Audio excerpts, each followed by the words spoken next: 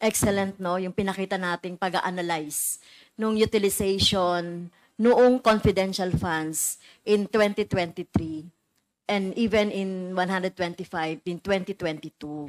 The possibility, the improbability, physically, nung pagbabayad ng SDO nito doon sa mga binanggit natin ano na kung ito man ay reward or whatever or reward.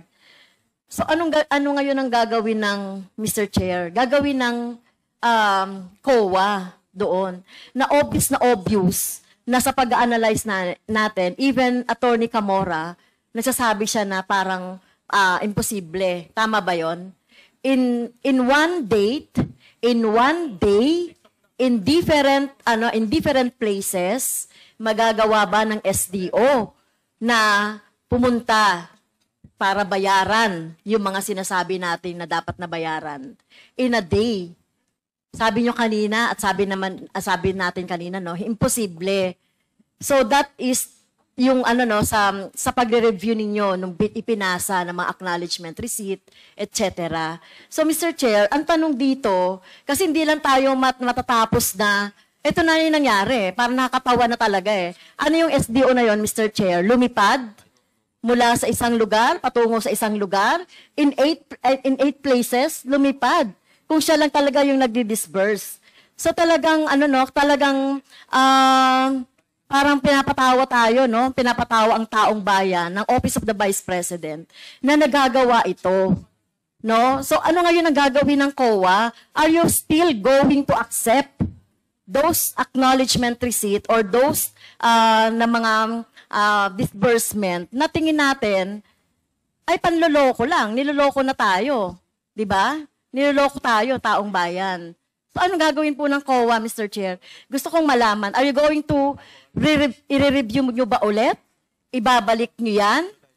Or kailangan nyo nang magdesisyon ngayon kung dapat yan na yung pondo na ito ay ibalik yan sa pondo ng taong bayan? So ano po yung pwedeng moving forward doon sa ipinisend po ni Representative Raj Gutierrez? Mr. Chair, anong gagawin ng COA doon? Mr. Chair. Attorney Camora. Mr. Chair,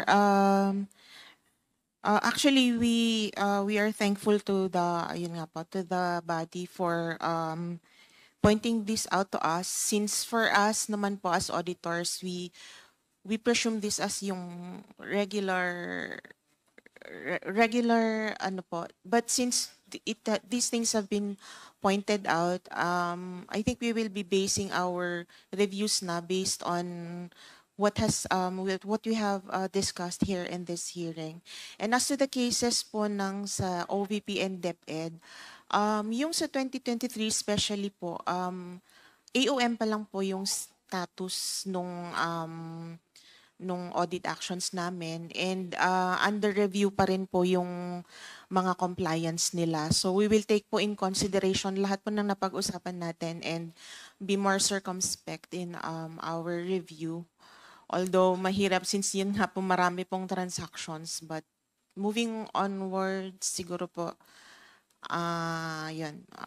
i-apply po namin lahat ng mga learnings namin dito sa hearings na to, although mahirap po talaga. Kahit na common sense, i-apply nyo dyan. No? Kahit na common sense, Attorney Camora, i-apply nyo dyan. Yes, no? Talagang imposible na talagang ito maaring ibinulsa, di ba?